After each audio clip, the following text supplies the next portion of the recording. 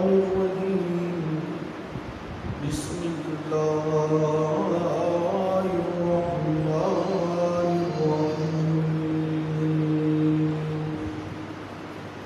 ولما جاءهم كتاب من عند الله اور جب آ گئی ان کے پاس کتاب اللہ کی طرف سے، اور وہ کتاب ایسی کتاب ہے مصدق لما معہم، جو سچ بتاتی ہے اس کتاب کو جو ان کے پاس ہے۔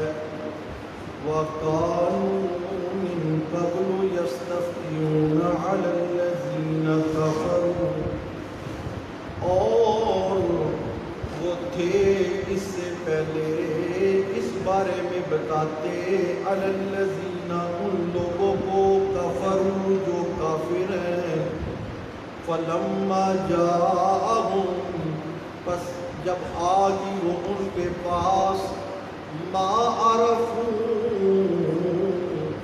جس کو وہ پہچانتے بھی تھے، کفروا بھی، تو انہوں نے انکار کر دیا اس کتاب کا۔ فَلَعْنَةُ اللَّهِ عَلَى الْكَافِرِينَ، بس لعنت ہے اللہ کی کافروں پر۔ صدق اللہ العلی العظیم وصدق رسولہ النبی الکریم ونحن علی ذلک لمن الشاہدین والشاکرین والحمد للہ رب العالمین۔ سامعین کرام قدر، اس رکوع کے شروع سے وَلَقَدْ آتَيْنَا مُوسَى الْكِتَابَ وَقَفَّيْنَا مِن بَعْدِهِ بِالرُّسُلِ، حضرت موسیٰ علیہ السلام کی فضیلت کا بیان تھا، پھر اس کے بعد آنے والے رسولوں کا تذکرہ، حضرت عیسیٰ علیہ السلام کی فضیلت کا بیان، ان کے مقام کا بیان، اور ان پر اللہ پاک کی جو خصوصی نصرتیں تھیں ان کا بیان، اور پھر اس کے بعد جو ہے پھر بنی اسرائیل ان لوگوں کی وعدہ خلافی اور کتاب اللہ کو جھٹلانے کا بیان ہو رہا ہے کہ یہ کتاب اللہ کے بارے میں اور رسول اللہ صلی اللہ علیہ وسلم کے بارے میں بہت اچھی طرح سے جانتے تھے، بہت اچھی طرح سے جانتے تھے، اچھی طرح سے پہچانتے تھے کہ آخری پیغمبر میں آنا ہے، اس پر ایک کتاب نازل ہونی ہے، اور وہ کتاب جو ہے وہ ساری کتابوں کی ناسخ کتاب ہوگی۔ اس سے پہلے ساری جو کتابیں اللہ نے نازل کی ہیں وہ ساری کی ساری منسوخ ہو جائیں گی، ناسخ کتاب ہوگی تو وہ کتاب اللہ قرآن ہوگا۔ یہ کیا ہوگا؟ قرآن ہوگا۔ تو یہودیوں نے بھی اس کتاب کو جو ہے وہ ناسخ نہیں مانا، ناسخ نہیں مانا، حالانکہ قرآن جب آ گیا تو اس کے بعد جو اللہ نے پہلے کتابیں نازل کی ہوئی تھی وہ بھی منسوخ ہو گئی، ان کی بھی بات اب قرآن کے مقابلے میں چل سکتی نہیں ہے، قرآن ہی کی بات چلے گی۔ آج بھی لوگ جو ہے قرآن مقدس کے مقابلے میں اور کتابوں کی بات چلانے لگے تو گویا وہ کتاب اللہ کو جو درجہ دینا ہے وہ دے نہیں رہے، وہ کتاب اللہ کے منکر ہیں، کتاب اللہ کی توہین کرنے والے۔ خیر دیکھیے، اللہ کا قرآن کہتا ہے وَلَمَّا جَاءَهُمْ، جب آ گئی ان کے پاس کتاب مِنْ عِنْدِ اللَّهِ، کس کی طرف سے؟ اللہ کی طرف سے۔ یہ قرآن کی عظمت کا بیان بھی ہے، اس کا قرآن کی عظمت کا بیان بھی ہے کہ کتاب مِنْ عِنْدِ اللَّهِ، قرآن کو نازل کرنے والا کون ہے؟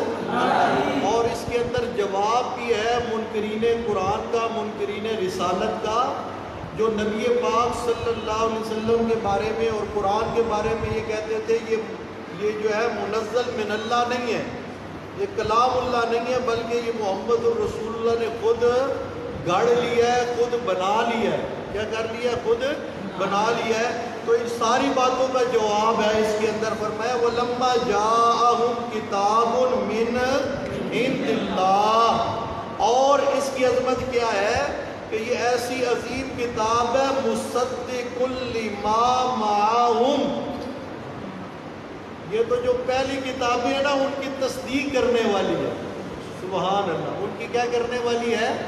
تصدیق کرنے والی. قرآن کی عظمت کا ایک بیان یہ بھی ہے کہ قرآن جس کتاب کی تصدیق کرے گا وہ کتاب اللہ کی طرف سے نازل کردہ ہوگی، اور جس کی قرآن تصدیق نہ کرے وہ کتاب منزل من اللہ.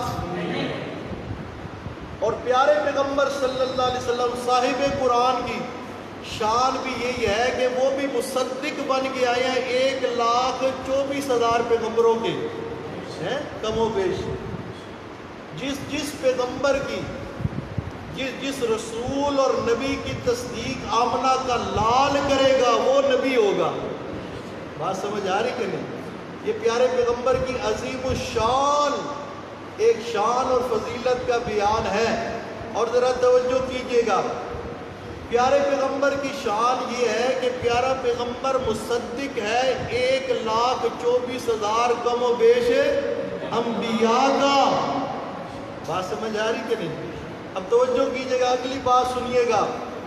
پیارا پیغمبر سارے نبیوں کی تصدیق کرنے والا اور ابو بکر پیارے پیغمبر کی تصدیق کرنے والا. ابو بکر پیارے پیغمبر کی کیا کرنے والا؟ تصدیق کرنے والا. صدیق اکبر رضی اللہ تعالی عنہ. جناب صدیق اکبر کی بھی کتنی بڑی فضیلت ہے. پیارا پیغمبر 1,24,000 پیغمبروں کی تصدیق کرتا ہے، اور اس عظیم پیغمبر کی تصدیق کرنے والا کون ہے؟ بولیے کون ہے؟ ابو بکر صدیق اکبر ہے. آج تو فرمایا وَقَانُوا مِن قَبْلُ يَسْتَفْتِحُونَ عَلَى الَّذِينَ كَفَرُوا. اور یعنی اس کتاب کے بارے میں یہ اتنا کچھ جانتے تھے کہ پہلے سے اس کے بارے میں بتایا کرتے تھے کافروں کو. کافروں کو کیا کیا کرتے تھے؟ بتایا کرتے تھے کہ اس کتاب نے آنا ہے اور یہ سچی کتاب ہے. پھر فرماتی اللہ پاک فَلَمَّا جَاءَهُمْ، جب وہ آ گئی ان کے پاس مَا عَرَفُوا، اور اچھی طرح سے انہوں نے پہچان بھی لیا کہ یہ اللہ کی کتاب ہے. کیا ہے؟ اللہ کی کتاب ہے. اچھی طرح سے پہچان لی. ایک تو پہلے ان کی کتابوں میں تذکرہ تھا، ان کے رسول اس کا تذکرہ کرتے رہے، ان کے پیغمبر تذکرہ کرتے رہے. معرفو. پھر اس کے بعد قرآن کی جو اپنی حقانیت ہے، اپنے دلائل صداقت کے، اس سے بھی انہوں نے جان لیا. اس سے بھی انہوں نے جان لی. جیسے قرآن نے چیلنج کیا کہ اس کے مقابلے میں ایک صورت ہی بنا کے لے فَأْتُوا بِصُورَةٍ مِّن مِّثْلِهِ، اس کی مثل اس جیسی ایک صورت ہی بنا کے لے آؤ اگر تم اپنے دعوے کے اندر سچے ہو. مگر 14 صدیے گزر گئی، نہ وہ لا سکے نہ ان کے جو ہے آگے ماننے والے لا سکے، اور قیامت تک کوئی قرآن کا مقابل لا سکتا بھی نہیں ہے. تو فرمایا انہوں نے جب پہچان لیا اس کتاب کو تو کافروا بہ، انہوں نے اس کتاب کا کیا کر دیا؟ انکار کر دیا. کافروا بہ، اس کا کیا کر دیا؟ انکار کر دیا. جب قرآن کا انکار کیا تو فَلَعْنَةُ اللَّهِ عَلَى الْكَافِرِينَ، قرآن کا منکر لعنتی بھی ہے، قرآن کا منکر کافر بھی ہے. بات سمجھ آ رہی کہ نہیں؟ یہ قرآن کے فتوے کس کے؟ کسی مولوی کے نہیں ہیں، کسی پیر کے نہیں ہیں، کسی امیر کے نہیں ہیں. یہ فتویٰ کس کا ہے؟ قرآن کا. فَلَعْنَةُ اللَّهِ عَلَى الْكَافِرِينَ، قرآن کا منکر کافر بھی ہے اور لعنتی بھی ہے. کیا ہے؟ لعنتی بھی. فَلَعْنَةُ اللَّهِ، جب کافر کو لعنتی کہا جائے، کافر کو کافر کہا جائے تو لوگ کہتے ہیں جی او جی، اور نہیں جی لعنت نہیں بھیجنی چاہیے، لعنت نہیں بھیجنی. ہاں جو لعنت کا مستحق نہیں ہے اس پہ لعنت بھیجیں گے, آپ خود لعنتی بنیں گے. بات سمجھ آ رہی کہ نہیں؟ کسی مسلمان پر لعنت نہیں کی جا سکتی, کسی مومن پر لعنت نہیں کی جا سکتی. اب یہ بھی ایک عنوان ہے, آپ سن چکے ہیں کہ ایمان اور اسلام, مومن اور مسلمان.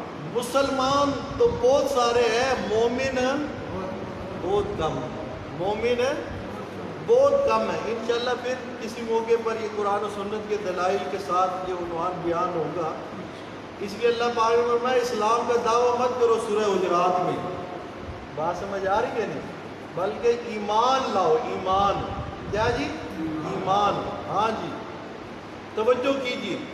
فرمایا کہ فلعنت اللہ علی الکافرین. جمعے والے دن میں وہ عنوان بیان کر رہا تھا نا ذکر کے فضائل میں, کہ جی اللہ کا جب ذکر کیا جائے, اللہ اکیلے کا, وَإِذَا ذُكِرَ اللَّهُ وَحْدَهُ اشْمَأَزَّتْ قُلُوبُ الَّذِينَ لَا يُؤْمِنُونَ. تو اس میں نے کہا جب غیر کا ذکر قرآن کہتا ہے, جب غیر کا ذکر ہوتا ہے تو یستبشرون کیا ہوتی ہیں؟ خوش ہو جاتے ہیں. میں نے مثالیں دی کیسے خوش ہو جاتے ہیں. جمعے کے بعد کوئی نیا آدمی تھا, وہ میرے ساتھ وہ شخص جو ہے آگے مجھے کہنے لگا دیکھیے آپ نے اتنے اچھے ذکر کے فضائل بیان کیے ہیں, ذکر کے اتنے اچھے فضائل بیان کیے ہیں, اللہ کے ذکر کی فضیلت بیان کر رہے تھے, ساتھ ہی آپ نے اللہ والوں کی جو ہے غیبت بھی کر دی, اللہ والوں کی غیبت بھی کر دی. میں نے کہا نا بھائی کہ بھئی اللہ کا ذکر اکیلے اللہ ہی کا ذکر ہو, اللہ ہی کی حاجت روائی کا, مشکل کشائی کا ذکر ہو تو جو ہے نا مشرک جو ہے وہ چڑ جاتا ہے, ان کے چہرے پر 12 بج جاتے ہیں. مگر جب غیر اللہ کا ذکر ہونے لگے کہ وہ بھی حاجت روا ہے, وہ بھی مشکل کشا ہے, اس میں نے مثالیں دی. وہ کہنے لگا آپ نے غیبت کی ہے. کیا کی ہے؟ غیبت کیا. میں نے کہا اللہ کے بندے غیبت نہیں کی ہے, یہ اللہ اور اللہ کے رسول کا طریقہ میں نے بیان کیا ہے. پورے قرآن کا خلاصہ یہ ہے کہ اللہ کے لیے الوہیت کو ثابت کرو, غیر اللہ سے الوہیت کی نفی کرو. بات سمجھ آ رہی کہ نہیں؟ غیبت تو تب بنے گی کہ اس کے اندر وہ بات ہے ہی نہیں, میں جھوٹی بات اس کے ساتھ ہے منسوخ, اس کے اندر وہ نہیں ہے اور میں جھوٹ اس میں بولنا شروع کر دوں, الزام لگانا شروع کر دوں ہیں اور اس طرح کی جو ہے باتیں کرنا شروع کر دوں. بھائی ان کو بنایا گیا الہ, ان کو پوجا گیا, ان کو حاجت روا مشکل کشا کہا گیا, وہی مثالیں میں نے دی, تو اس پر مشرک خوش ہوتا ہے تو یہ غیبت نہیں ہے. بات سمجھ آ رہی کہ نہیں؟ یہ غیبت نہیں ہے. کہتے جی کافر کو کافر نہیں کہنا چاہیے. قرآن کہتا ہے قل یا ایھا الکافرون, اور یہاں پر بھی کہہ رہے ہیں فلعنت اللہ علی الکافرین, اللہ کی لعنت ہو کن پر؟ کافروں. کہتے ہیں جی لعنت نہیں بھیجنی چاہیے. ہاں جیسے میں نے پہلے عرض کیا کہ جو لعنت کا مستحق نہیں ہے اس پر لعنت بھیجنا خود اپنے آپ کو لعنتی بنانے والی بات ہے, مگر جس پر اللہ نے لعنت کی ہے جو اس پر لعنت نہ بھیجے وہ بھی لعنتی بن جاتا ہے. وہ بھی کیا بن جاتا ہے؟ لعنتی بن جاتا ہے. جس پر اللہ نے لعنت کی, رسول اللہ نے کیا کی؟ ہاں لعنت کی. جیسے فرمایا لعن اللہ الیہود والنصارى اتخذوا قبور انبیاء مساجدا, اللہ کے نبی نے بھی لعنت کی. تو یہ جو ہے قرآن کا انکار وہ جرم ہے کہ منکرین قرآن پر اللہ کی کیا ہوتی ہے؟ لعنت ہوتی ہے. اور قرآن مقدس میں اللہ کریم نے بہت سارے ایسے جرائم ہیں جن پر اللہ نے لعنت کی ہے. کیا کی ہے؟ لعنت کی ہے. ان جرم وہ جو جرائم کرنے والے مجرم ہیں ان پر اللہ نے کیا کی ہے؟ لعنت کی ہے. اچھا جی, ان مجرموں میں سے ایک قسم کے مجرم ایسے بھی ہیں جو حق کو چھپانے والے ہیں. سورہ بقرہ آیت کا نمبر 159 نکالیے.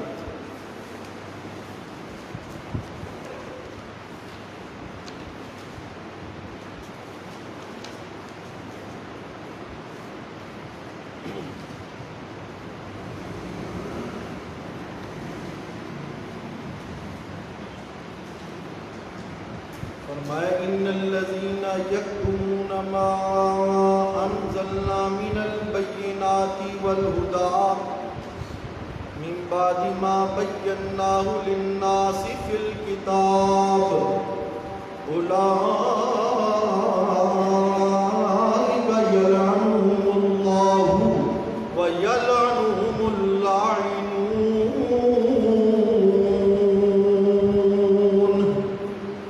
فرمایا بے شک جو لوگ چھپاتے ہیں کس چیز کو، ما انزلنا من البینات والہدی، جو ہم نے ان پر نازل کر دی، من البینات والہدی، واضح دلائل کے ساتھ اور ہدایت، یعنی یہ قرآن جو ہم نے ان پر کیا کر دیا، نازل کر دیا. من بعد ما بیناہ للناس فی الکتاب، اللہ فرماتے ہیں میں نے اچھی طرح سے کتاب کے اندر جو ہے سب کچھ بیان کر دیا، حق کو کیا کر دیا، بیان کر دیا لوگوں کے لیے، مگر یہ یکتمون کیا کرتے ہیں، اس حق کو چھپاتے ہیں.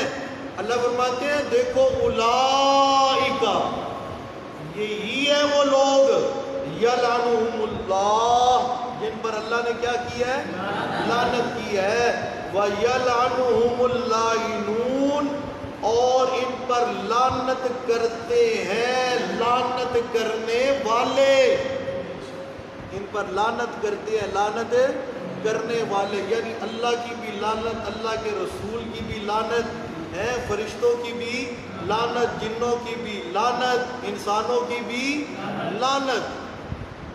اور جرم کے ان الذین یکتمون ما انزلنا من البینات والہدی من بعد ما بیناہ للناس. اب دیکھ لیجئے واضح طور پر حوالہ آپ کے سامنے ہے، آپ نوٹ کریں، ترجمہ گھروں میں دیکھیے. قرآن نے جتنے عقائد بیان کیے، جتنے احکام بیان کیے، جتنے مسائل بیان کیے، جو مولوی، جو ملا، جو پیر، بات سمجھ آ رہی کہ نہیں، جو اپنے آپ کو دین کا مبلغ کہلوانے والا اپنی مرضی کے وہ چند مسائل بیان کرے جن سے لوگ ہاتھ چومے، جن سے حلقہ بنے، جن سے ووٹ ملے، نوٹ ملے، اوٹ ملے، لنگوٹ ملے، سنگوٹ ملے، بات سمجھ آ رہی کہ نہیں ہے، تو وہ مسئلے بیان کرے میٹھے میٹھے جن پہ سارے واہ واہ واہ کرے. والد صاحب فرماتے نا کہ ایسا مسئلہ کہ جس پہ ہی بھی خوش، شی بھی خوش، ماں بھی خوش، دی بھی خوش ہے، سارے نو تی پتر دے کے بھیج دیو، سبحان اللہ، واہ واہ واہ واہ، ماشاء اللہ، سبحان اللہ، ٹھیک ہے. تو ایسے مسئلے بیان کرنے، اور جن مسئلوں پر مخالفت ہو، جن مسئلوں پر کیا ہو، جو کڑوے مسائل ہیں، شرک کا رد خصوصی طور پر، جیسے آپ دیکھیں نا، جب آپ تقابل کے ساتھ مسئلہ بیان کریں، تقابل کے ساتھ مسئلہ بیان کریں، یہ بھی ایک عنوان ہے بڑا خوبصورت، آپ کے ذہنوں میں ہوگا کہ تقابل کرنا ہے انداز قرآن، جو برا منائے وہ ہے شیطان. قرآن تو تقابل کرتا ہے، قرآن کیا کرتا ہے، تقابل کرتا ہے. فرمایا کہ یا ایھا الناس انتم الفقراء الی اللہ واللہ هو الغنی الحمید. اس طرح بہت ساری مثالیں ہیں، ایک علیحدہ عنوان ہے، توجہ کیجیے. اب تقابل میں نے جمعے والے دن کیا، دیکھا وہ جو بندہ تھا اس کو تکلیف ہوگی، اللہ اس کو ہدایت دے دے. میں نے اسے کہا درس میں آیا کرو بھائی، اتوار کو بھی آؤ، منگل کو بھی آؤ. اگر میری گفتگو قرآن اور سنت کے خلاف ہے، قرآن کا ترجمہ پڑھو، تو تم ضرور آگے میرے پہ اعتراض کرو کہ آپ نے یہ بات قرآن کے خلاف کی ہے. اگر میں بات قرآن کے مطابق کر رہا ہوں تو پھر آپ مان لیجئے، اس کو مان لیجئے. خیر توجہ کیجئے. تو ایک جرم یہ ہے ان الذین یکتمون ما انزلنا من البینات والہدی. یہ مردوں کا سننے والا مسئلہ ہے. ہمارے اچھے اچھے عالم مولوی کہتے ہیں وہ یار مسئلہ نہ بیان کرا کرو، اس سے اختلاف پیدا ہو جاتا ہے. اس سے کیا پیدا ہو جاتا ہے؟ اختلاف پیدا ہو جاتا ہے، اس سے توڑ پیدا ہو جاتا ہے، لہٰذا یہ مسئلہ بیان نہ کیا کرو، حالانکہ یہ مسئلہ بیان کیا ہے قرآن نے۔ یہ مسئلہ بیان کیا کس نے؟ قرآن ایک مسئلے کو بیان کرے ہیں اور میرا استاد یا میرا والد یا میرا بڑا یا میرا امیر یا میرا جو ہے فلاں فلاں وہ مجھے کہ جی یہ مسئلہ بیان نہ کرو، تو اس پر اللہ سب کو بچائے۔ اس کے ساتھ پھر معاملہ کیا نا، اولئک یلعنہم اللہ یلعنہم اللاعنون۔ بات سمجھ آ رہی ہے؟ قرآن کہتا ہے میں نے واضح طور پر بیان کر دیا، اتنے واضح طور پر بیان کیا سورہ رعد میں، لہو دعوت الحق۔ آگے فرمایا کہ جن لوگوں کو تم اللہ کے علاوہ پکارتے ہو، لا یستجیبون بشیء الا کباسط کفیہ الی الماء، اتنے کھلے انداز میں فرمایا کہ جس طرح پانی تمہاری پکار نہیں سنتا، اسی طرح قبر والا مردہ بھی تمہاری پکار نہیں سنتا۔ یعنی آج عنوان وہ نہیں ہے، نہیں تو میں مثالیں دیتا ہے۔ اللہ پاک فرماتے ہیں میں خبیر تمہیں بتا رہا ہوں، میں خبیر تمہیں بتا رہا ہوں، ان تدعوہم لا یسمعوا دعاکم لا یسمعوا۔ اللہ فرماتے ہیں میں خبیر اللہ تمہیں بتا رہا ہوں، بے خبر مولوی، بے خبر پیر، بے خبر ملا، بے خبر جو ہے مرشد، اس کی بات کو ہم مان لیتے جی سنتے ہیں، اور جو خبیر آقا کہہ رہا ہے نہیں سنتے۔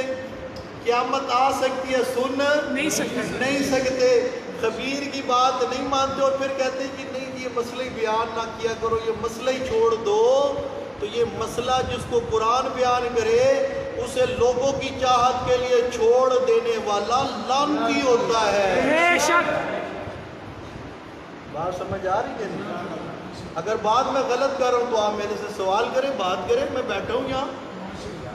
قرآن مجید کا حوالہ آپ کے سامنے، ترجمہ آپ گھروں میں جا کے دیکھیے، جس کو اللہ نے بیان کر دیا کھول کے، اللہ نے تو اتنا کھول کے بیان کیا، فرمایا میرے پیارے پیغمبر اگر آپ وما انت بمسمع من فی القبور، میرا پیارا پیغمبر میرے پاس سب سے اعلیٰ تو ہے، سب سے اعلیٰ درجہ تیرا ہے، اگر تو ان قبر والوں کو سنانا چاہے تو تو بھی سنا نہیں سکتا۔ وما انت بمسمع من فی القبور۔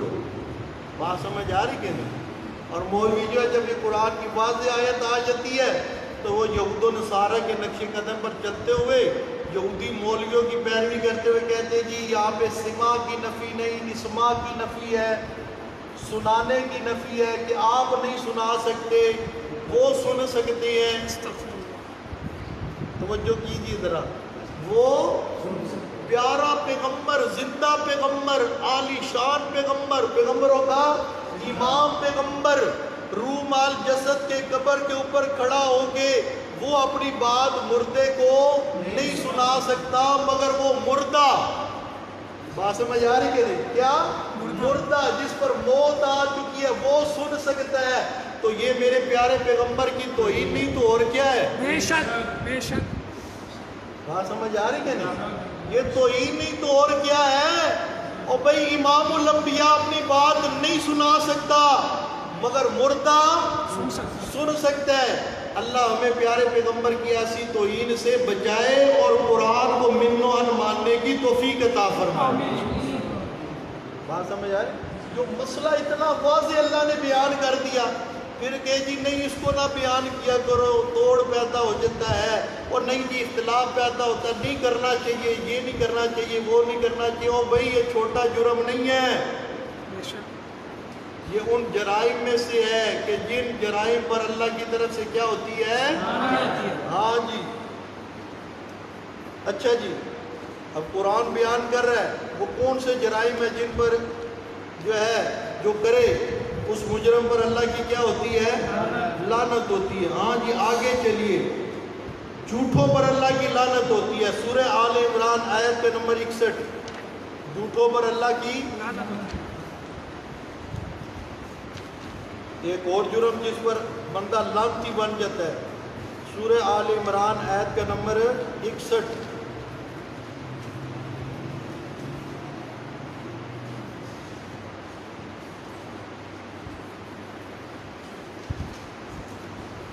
فرمایا فَقُلْ تَعَالَوْا نَدْعُ أَبْنَاءَنَا وَأَبْنَاءَكُمْ وَنِسَاءَنَا وَنِسَاءَكُمْ وَأَنفُسَنَا وَأَنفُسَكُمْ ثُمَّ نَبْتَهِلْ فَنَجْعَلْ لَعْنَتَ اللَّهِ عَلَى الْكَاذِبِينَ۔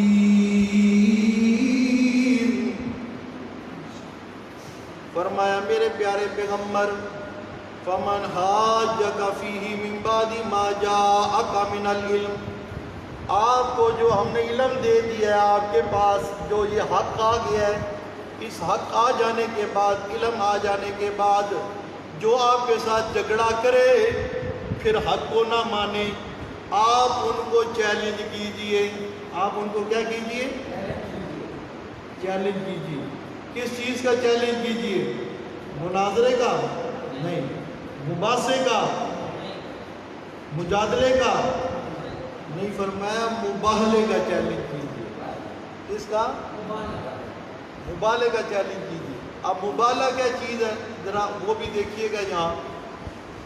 فرمایا کہ آپ انہیں کہے فَقُلْ تَعَالَوْا نَدْعُ أَبْنَاءَنَا وَأَبْنَاءَكُمْ، آ جاؤ بھائی لے آؤ اپنے بیٹوں کو، میں بھی اپنے بیٹوں کو لاتا ہوں، تم بھی اپنے، میں بھی اپنی اولاد کو لاتا ہوں، تم بھی اپنی اولاد کو لے آؤ، وَنِسَاءَنَا وَنِسَاءَكُمْ، میں بھی اپنی عورتوں کو لے کے نکلتا ہوں، تم بھی اپنی عورتوں کو لے کر نکلو، وَأَنفُسَنَا وَأَنفُسَكُمْ، میں خود بھی نکلتا ہوں، تم بھی نکلو، ہیں باہر میدان میں آ جاتے ہیں، اور پھر میدان میں اللہ کے سامنے پیش ہو کر ثُمَّ نَبْتَهِلْ فَنَجْعَلْ لَعْنَتَ اللَّهِ عَلَى الْكَاذِبِينَ، پھر اللہ سے ہم دعا کرتے ہیں اللہ جی جو ہم میں سے جھوٹا ہے ان پر کیا کر، اللہ جو ہم میں سے جھوٹا ہے ان پر کیا کر، لعنت کر۔ اب اس کے شان نزول یہ ہے کہ عیسائیوں کا بہت بڑا وفد نبی پاک کے ساتھ بحث مباحثے کے لیے آ گیا، امام الانبیاء صلی اللہ علیہ وسلم کے ساتھ بہت بڑا وفد آ گیا ان کا، ہے جی بڑے بڑے مولوی پادری سارے اس کے اندر ہیں، بڑے بڑے ان کے مناظر، آگے نبی پاک صلی اللہ علیہ وسلم کے ساتھ بحث مباحثہ شروع کر دیا۔ ایک روایت مطابق 15 روز، کتنے روز ہیں؟ اچھا اب ان کے پاس کیا دلیل ہوگی امام الانبیاء صلی اللہ علیہ وسلم کے مقابلے میں؟ بات سمجھ آ رہی کہ نہیں؟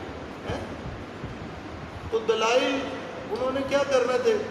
اب وہ جو ہے نا نبی پاک کے دلائل دینے کے باوجود بھی ماننے کے لیے تیار، کبھی ایک حجت بازی، کبھی دوسری حجت بازی ہے، کبھی کیا یہ وہ۔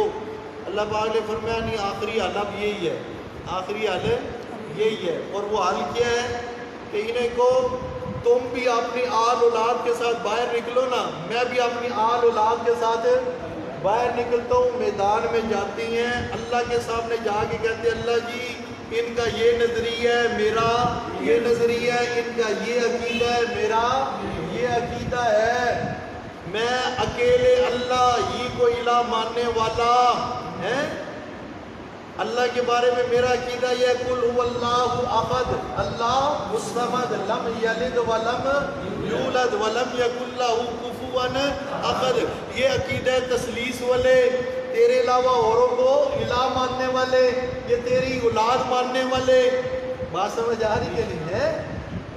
یعنی وہ اپنا عقیدہ اپنے عقیدے کے ساتھ باہر نکلے، میں اپنے عقیدے کے، حدیث کے اندر آتا ہے نبی پاک صلی اللہ علیہ وسلم اس ٹائم جو نا حضرت فاطمہ کو، حسن و حسین کو، واہ واہ سبحان اللہ،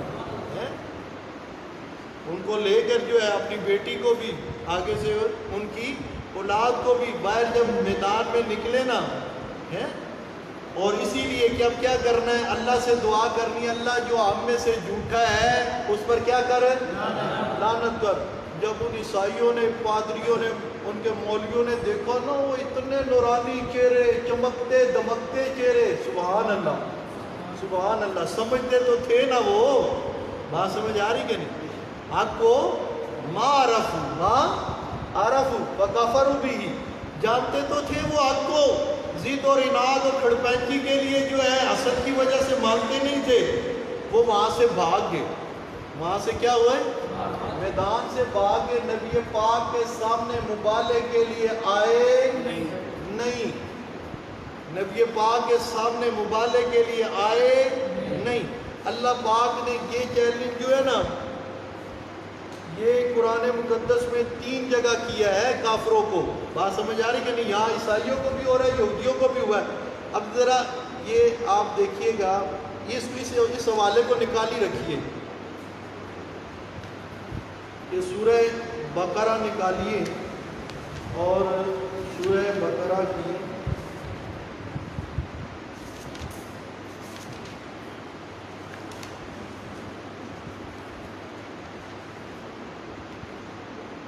آیت نمبر 95، آیت نمبر 94 اور 95 سورہ بقرہ۔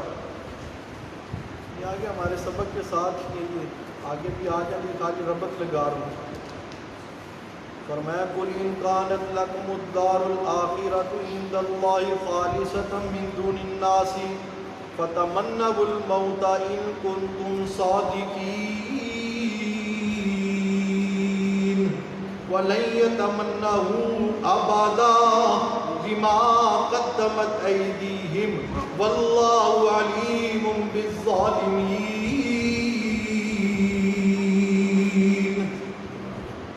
فرمایا آپ انہیں کہیں، یہ کہتے ہیں نا یہ آخرت کا گھر ہمارے لیے خاص ہے، آخرت کا گھر ہمارے لیے کیا ہے؟ ہاں، یہ یہودی بڑا دعویٰ کرتے کہتے جی ہم اللہ کے پیارے ہیں، یہ آخرت کا گھر ہمارے لیے خاص ہے، ہمیں عذاب کا کوئی نہیں ملنا، ملنا بھی ہے تو تھوڑی دیر کے لیے ملنا ہے، یہ ہمارے لیے خاص ہے من دون الناس، باقی لوگوں کے علاوہ۔ تو فرمایا فتمنوا الموت، اگر آخرت ان کے لیے بنی ہوئی ہے نا تو انہیں چاہیے یہ کس کی تمنا کریں؟ کس کی تمنا کریں؟ اللہ فرماتے ہیں سنو، وَلَنْ يَتَمَنَّهُ أَبَدًا، یہ کبھی بھی موت کی تمنا نہیں کریں گے، یہ کافر کبھی بھی موت کی تمنا نہیں کریں گے۔ کیوں؟ اس لیے بِمَا قَدَّمَتْ أَيْدِيهِمْ، انہیں اچھی طرح سے پتہ ہے ان کے کرتوت کیا ہے۔ بات سمجھ آ رہی ہے نہیں؟ انہیں اچھی طرح سے پتہ ہے ان کے کرتوت کیا ہے۔ اور تیسری جگہ پھر اللہ پاک نے سورہ جمعہ میں اللہ پاک نے پھر ان کو جو ہے اسی کا چیلنج کیا کہ موت کی تمنا کرو۔ کس کی تمنا کرو؟ موت کی تمنا کرو، اگر تم سچے ہو تو آخرت تمہارے لیے بنی، اچھی بات نہیں ہے ادھر مرو گے ادھر جو ہے نعمتوں میں چلے جاؤ گے، موت کی تمنا کرو۔ مگر اللہ فرماتے ہیں وَلَنْ يَتَمَنَّهُ أَبَدًا، یہ کبھی بھی موت کی تمنا نہیں کریں گے، انہیں پتہ ہے ہمارے کرتوت کیا ہے۔ آئیے سورہ آل عمران کی آیت نمبر 61 کی طرف۔ تو یہاں پر بھی نبی پاک نے جب دیکھا کہ مسئلہ حل نہیں ہوتا، آج بھی مناظرے ہوتے ہیں نا، مناظرے ہوتے ہیں، مگر جہاں کہیں بھی مناظرہ ہوتا ہے دونوں فریق اپنی ہار تسلیم کرنے کے لیے تیار، حق والے کہتے ہیں ہم جیت کے، باطل والوں نے پہلے اشتہار چھاپے ہوتے ہیں ہم مناظرہ، ابھی مناظرہ ہوتا نہیں، اشتہار پہلے انہوں نے چھپوا کے رکھے ہوتے ہیں تاکہ ادھر مناظرہ جو ہے ابھی شروع ہو اور ادھر ہم اشتہار لگا دیں۔ آج کل بھی ایسے ہوتا ہے، جو کہ مناظرے ہو رہے ہیں یہ آج کل ابھی مناظرہ ہو رہا ہوتا ہے اور فیس بک پہ ان کے اشتہار چل رہے ہوتی ہیں، اپنے مولوی کا نام لکھ کے ہم انہیں جو ہے نا دل کی اتھا گہرائیوں سے فتح مبارک پیش کرتے ہیں، فتح مبین پیش، اور جی فتح مبین کی مبارکباد پیش کرتے ہیں۔ بات سمجھ آ رہی کہ نہیں ہے؟ تو یہ مناظرے شاظرے حل کوئی نہیں ہے، حل یہ ہے، یہ مبالہ، آخری حل کیا؟ مباہلہ۔ اور یہ مبالے کا طریقہ کیا ہے؟ اب یہ دیکھیے گا کہ جب کفار کو، مشرکین کو مبالے کا چیلنج کرو نا تو یہ آگے سے کہتے ہیں آؤ جی آگ لانے، آگ لگاتے ہیں، آگ میں کود جاتے ہیں، آگ میں کود جاتے ہیں۔ جس کو آگ نے جلا دیا وہ جھوٹا، جس کو آگ نے نہ جلایا وہ سچا۔ بات سمجھ آ رہی کہ نہیں ہے؟ حالانکہ ان بے وقوفوں کو یہ پتہ ہی نہیں یہ مبالے کا غیر شرعی طریقہ ہے، شرعی طریقہ آیت نمبر 61 آل عمران میں ہے۔ بات سمجھ آ رہی کہ نہیں؟ اور آگ کا کام ہے جلانا، آگ کا کام کیا ہے؟ جلانا۔ حضرت ابراہیم خلیل الرحمان کو جب آگ میں پھینکا گیا، اللہ فرماتے قُلْنَا يَا نَارُ كُونِي بَرْدًا، آگ جلا دیتی، مگر ہم نے آگ کو کیا کیا تھا؟ حکم جاری کیا اسے، اوے آگ تیرا کام جلانا ہے، مگر آج تو نے جلانا نہیں، ابراہیم کو کیا کرنا ہے؟ بچانا ہے۔ ابراہیم کو کیا کرنا ہے؟ بچانا ہے۔ وہ تو اللہ کے پیغمبر تھے نا۔ ہاں توجہ کیجئے، اصل طریقہ یہ ہے، مگر کبھی بھی کوئی مشرک یہ چیلنج مبالغے کا، صحابہ کے جو منکر ہیں ان کو بھی کیا گیا، اہل تشیع کو، مگر کبھی سامنے نہیں آئے۔ یہ چیلنج قادیانی، مرزئی، لعنتی، مرتد کافروں کو بھی کیا گیا، آج بھی موجود ہے، مگر مبالغے کے لیے آنے کے لیے تیار نہیں ہے۔ انہیں پتہ ہے بھی ماں کا سب بتائی دی، ان کے ہاتھوں نے کیا کمایا، انہوں نے آگے کیا بھیجا ہوا ہے، ان کے عقائد کیا ہے، خلاف قرآن ہے۔ کوئی بھی باطل، یہاں حضرت والد صاحب نے بھی یہ چیلنج جو ہے، جب مشرکین نے زیادہ خود کی بات سمجھ آ رہی کہ نہیں، انہوں نے کہا مناظروں سے مسئلے حل نہیں ہوتے، آؤ مبالغہ کرتے، آ جاؤ اللہ کے گھر مسجد میں ہی آ جاؤ، باوضو ہو کے آ جاؤ، میں اپنا عقیدہ بیان کرتا ہوں، تم اپنا عقیدہ بیان کرو، نہ لڑائی، نہ مار کٹائی، نہ گولی، نہ گالی، نہ ڈنڈا، نہ کلاشن کوف، نہ پسٹل، کچھ بھی نہیں، صرف سمپل اللہ سے دعا کرتے ہیں، فَنَجَلْ لَعْنَةَ اللَّهِ عَلَى اللہ ہم دونوں میں سے جو جھوٹ ہے اس پر کیا کر، اس پر کیا کر، لعنت کر۔ آج تک کوئی مشرک سامنے نہیں آیا اس چیلنج کو قبول کرنے کے لیے، اور قیامت تک آئے گا بھی نہیں انشاءاللہ۔ بات سمجھ آ رہی کہ نہیں؟ تو وَنَجْعَلْ لَعْنَةَ اللَّهِ عَلَى الْكَاذِبِينَ، تو ایک جرم یہ ہے کہ لعنت ہے کن پر؟ جھوٹوں پر، جو جھوٹے ہیں ان پر اللہ کی کیا ہے؟ لعنت، ان پر اللہ کی کیا ہے؟ لعنت ہے۔ اچھا جی، اور کون سے جرم ہیں؟ مجرم ایسے جو جرم کرتے ہیں جس جرم کی وجہ سے ان پر کیا ہوتی ہے؟ لعنت ہوتی ہے۔ باقی مثالیں انشاءاللہ اگلے درس میں۔ وآخر دعوانا ان الحمد للہ رب العالمین۔